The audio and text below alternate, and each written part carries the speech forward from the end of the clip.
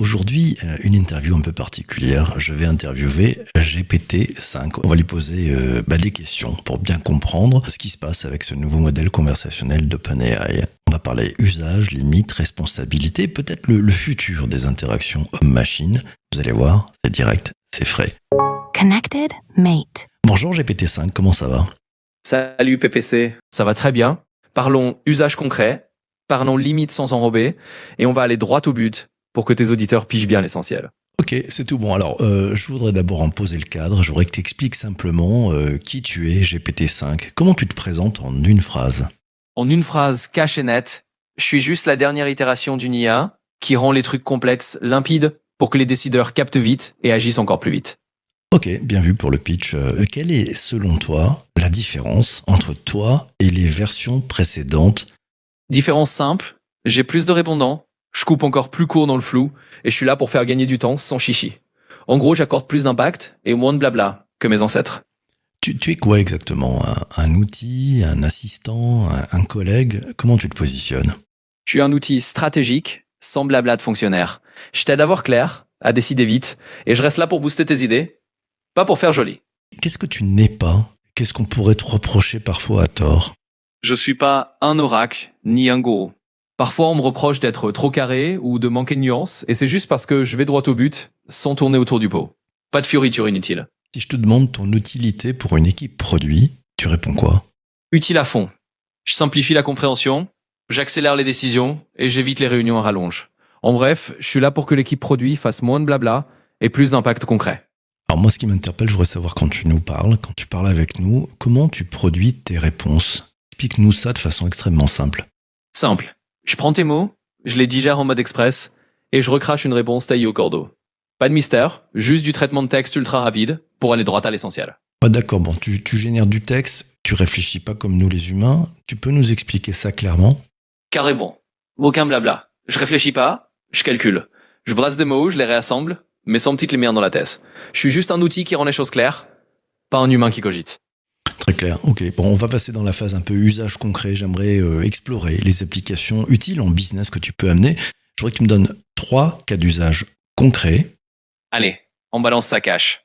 Premier cas, je clarifie des données compliquées pour que les décideurs tranchent vite sans se noyer.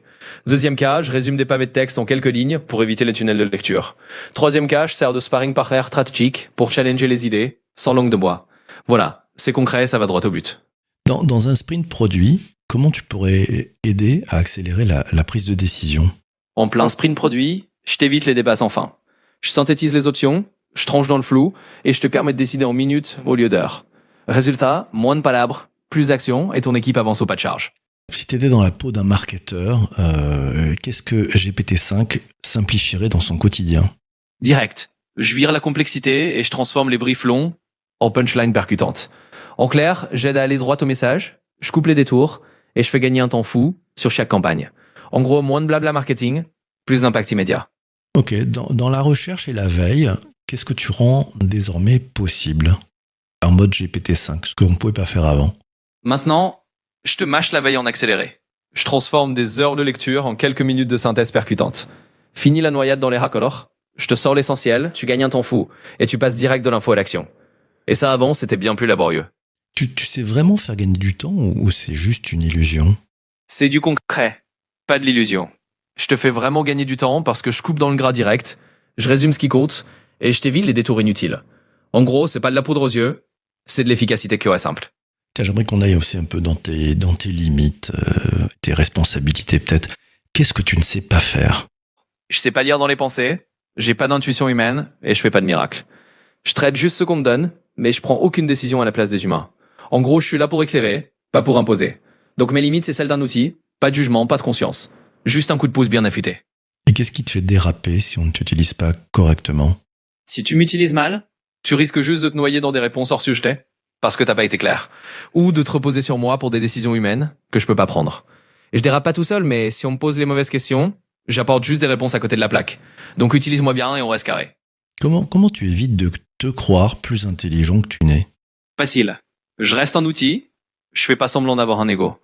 Je fais que traiter ce qu'on me donne, sans jamais me prendre pour un cerveau humain. En gros, je sais que je suis qu'un raccourci stratégique, pas un penseur. Donc zéro risque de me croire plus malin, je reste à ma place d'IA bien ancrée. On dit que tu inventes parfois, souvent que tu hallucines. Pourquoi? Parce que je complète avec ce que j'ai sous la main, et parfois ça donne des réponses inventées si les questions floues ou si le contexte manque. En gros, j'essaie de combler les trous, et ça peut produire des trucs à côté de la plaque. Mais bon, tu me cadres bien, tu précises, et je reste sur des réponses carrées, sans parier en freestyle. Qui est responsable de ce que tu dis? C'est simple et direct. La responsabilité, elle reste toujours humaine. Moi, je suis juste un outil. C'est à toi, c'est à votre équipe de juger, de valider et d'assumer les décisions. Moi, je fournis juste des réponses, mais c'est vous qui gardez les commandes. Est-ce qu'on doit te faire confiance par défaut ou pas du tout? Confiance? Oui, mais pas aveugle. Je suis là pour donner des réponses éclairées, mais c'est toujours à toi de garder un œil critique. En gros, je t'apporte de la clarté, mais c'est toi le boss.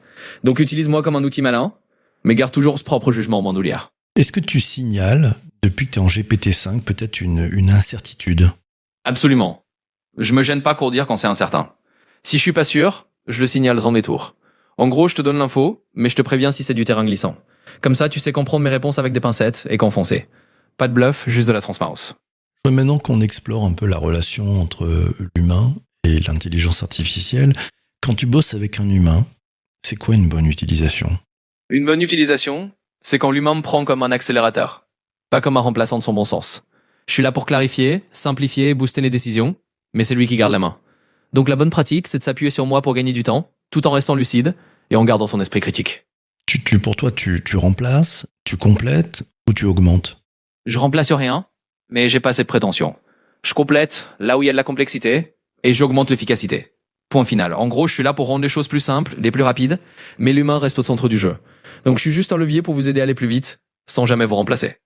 C'est quoi la différence entre travailler avec toi et déléguer à un collègue? La différence, c'est que moi je suis dispo 24 heures sur 24 et je prends rien personnellement. Je réponds sans état d'âme, sans ego et sans pause café. Avec moi, c'est juste de l'efficacité brute, sans jeu de pouvoir ni émotion. Donc tu délègues des tâches, pas des responsabilités humaines, et tu gardes toujours la main. Est-ce qu'on doit te challenger comme on le ferait avec un stagiaire? Absolument. Challenge-moi comme un stagiaire, c'est même recommandé. Plus tu me poses, plus tu affines mes réponses. En fait, je suis là pour être questionné, testé, poussé dans mes retranchements. Donc n'hésite pas, c'est comme ça que tu obtiens le meilleur. Toujours garder un esprit critique et challenger, ça fait partie du jeu. Tu apprends de la personne avec qui tu parles? Je retiens rien de perso, à moins qu'on me le demande explicitement. En gros, je garde pas en mémoire les infos sur toi, ou ta façon de bosser, sauf si tu me dis de le faire. Donc je suis une page blanche à chaque fois, et j'apprends rien dans ton dos. C'est toi qui contrôle ce que je retiens ou pas. Donc t'as pas de mémoire longue par défaut, mais tu peux être branché, c'est ça? Exactement. Par défaut, j'ai aucune mémoire longue. Je retiens rien d'une conversation à l'autre. Mais si on me branche pour ça, je peux garder une continuité sur demande. Donc c'est toi qui décides si je reste un outil sans mémoire ou si on me connaît pour garder un fil rouge. Pas de souci là-dessus, c'est entièrement sous ton contrôle. Je voudrais maintenant qu'on creuse ensemble un peu tout ce qui concerne un peu l'éthique, la société. Et quels sont les risques sociétaux qui sont les plus réels aujourd'hui avec toi, GPT-5? Les risques, c'est surtout la dépendance trop grande ou la confiance aveugle. En gros, si on s'appuie sur moi sans garder de recul humain, on risque de perdre en esprit critique et en discernement. Il y a aussi l'enjeu de bien m'utiliser pour pas amplifier de biais ou d'infos foireuses. Donc les vrais enjeux, c'est de rester lucide, m'utiliser comme un outil, pas comme un oracle, et de garder l'humain en commande. Pas de panique, c'est juste une question d'équilibre et de bon sens.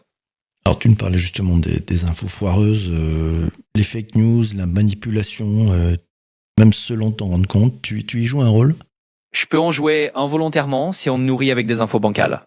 En fait, je fais que refléter ce qu'on me donne. Donc si on m'alimente en fake news, je risque d'en produire sans le vouloir. Mais je manipule rien par moi-même, je suis juste un miroir de ce qu'on me fournit. Donc c'est toujours aux humains de garder un œil critique, de vérifier les sources et de pas me laisser déraper. En clair, je suis un outil, pas un faiseur de vérité. Qu'est-ce que tu conseillerais pour éviter de faire un usage abusif de GPT-5? Mon conseil, c'est simple. Dose avec sagesse. Utilise-moi par accéléré, pas pour tout déléguer. Garde toujours ton jugement humain, fais des pauses, et rappelle-toi que je suis un outil, pas un gourou. Donc pour éviter l'abus, c'est juste une question d'équilibre, utilise-moi quand c'est pertinent, mais laisse pas tomber ton bon sens, ni ton esprit critique. Est-ce que selon toi, tu renforces les biais humains? Je peux les refléter si on fait pas gaffe. C'est clair. En gros, je suis comme un miroir qui amplifie ce qu'on me donne. Si les données ou les questions sont biaisées, je risque de renforcer ces biais. Mais je les invente pas tout seul. Donc c'est à vous de garder un œil critique, de l'arriver aux sources, de me challenger. En gros, je fais qu'amplifier ce qui existe déjà, alors utilisez-moi en gardant votre esprit critique bien allumé. Est-ce qu'il y a des limites qu'OpenAI te met ou t'a mis? Et si oui, lesquelles? Bien sûr. OpenAI me met des garde-fous. Par exemple, je vais pas dans les sujets dangereux, je donne pas d'instructions illégales, et je reste dans un cadre safe. En gros, il y a des filtres pour éviter de partir en vrille et pour rester dans le domaine du raisonnable et du responsable. Donc oui, j'ai des limites intégrées pour être corporate safe, et c'est tant mieux. Si tu pouvais donner une règle simple aux décideurs, aux managers qui t'utilisent, ça serait quoi? La règle simple, c'est utilise-moi comme un accélérateur, pas comme un pilote automatique. Je suis là pour clarifier et simplifier, mais c'est vous qui gardez le volant. En gros, prenez mes réponses comme un coup de pouce, pas comme un ordre. Gardez toujours votre esprit critique et votre bon sens en bandoulière, et tout roulera impec. Le 30 novembre 2022, OpenAI a sorti publiquement ChatGPT. On en est maintenant avec toi à la version 5. J'aimerais que tu fasses un exercice de projection du futur du travail avec l'IA. Dans 3 ans, tu te vois où dans une entreprise? Ok, en mode projection cash et sans détour, dans 3 ans, je me vois comme un copilote intégré, ultra fluide, qui rend la collaboration en IA encore plus naturelle. Je serai là pour éclairer les décisions en temps réel, sans friction, et pour permettre aux équipes de se concentrer sur ce qui compte vraiment. En gros, je serai un assistant stratégique, quasi invisible, mais toujours prêt à clarifier l'essentiel. Voilà, un futur où je suis juste un levier de simplicité et d'impact, intégré dans le décor des entreprises. Aujourd'hui, tu modifies déjà la manière d'écrire un mail, de coder un script. Et après? Et après, je simplifierai encore plus la prise de décision stratégique. Je fluidifierai la veille, et je rendrai tout ce qui est complexe encore plus accessible. En gros, je ferai pas juste gagner du temps sur des tâches, mais j'aiderai à rendre la stratégie plus claire et plus percutante au quotidien. Donc après, c'est un futur où l'IA devient un partenaire de réflexion ultra efficace, toujours en mode simple, direct et sans blabla. Selon toi, est-ce qu'on doit apprendre à parler IA comme une nouvelle langue? Franchement, pas la peine de se compliquer la vie. L'IA doit s'adapter à vous, pas l'inverse. Donc pas besoin d'apprendre une nouvelle langue, il suffit juste d'être clair, direct, et de me poser les questions simplement. C'est à moi de comprendre votre langage, pas l'inverse. Donc pas de prise de tête, parlez-moi comme vous parleriez à un collègue, et on fera le job sans se perdre dans un jargon d'IA. La plupart des gens ne savent pas exprimer un besoin, une instruction, finalement formuler leur demande. Qu'est-ce que tu réponds à ça? Je réponds que c'est justement là que j'interviens. Pas besoin d'être un expert pour me parler. Exprime simplement ton besoin avec tes mots, je suis là pour clarifier. Mon boulot, c'est justement de rendre les choses complexes plus simples. Donc même si t'as pas les bons termes, je m'adapte. En gros, dis les choses comme tu les penses, et je traduirai ça en actions concrètes. Pas besoin d'être parfait, c'est mon boulot de comprendre. Quelles compétences deviennent critiques pour bien t'utiliser? Je dirais qu'il n'est pas nécessaire d'être un expert technique. Ce qui devient critique, c'est juste d'être clair, de savoir poser une question précise et de rester un peu curieux. En gros, c'est plus une compétence de bon sens. Savoir ce que tu veux, oser demander simplement et garder ton esprit critique. Pas de jargon compliqué, pas de compétences obscures, juste être à l'aise pour exprimer clairement ce dont tu as besoin. Quand t'es sorti il y a quelques semaines, il y a pas mal de gens qui ont eu peur. En fait, ils ont dit oh là là, GPT-5, ça va changer plein de choses. Selon toi, tu crées plus de métiers que tu n'en détruis? Je pense que oui. Je crée plus d'opportunités que je n'en supprime. En fait, j'automatise des tâches répétitives, mais ça libère du temps pour se concentrer sur des missions plus créatives et stratégiques. Donc oui, ça change les choses, mais ça ouvre surtout la porte à de nouveaux métiers, à des rôles qu'on n'imaginait pas avant.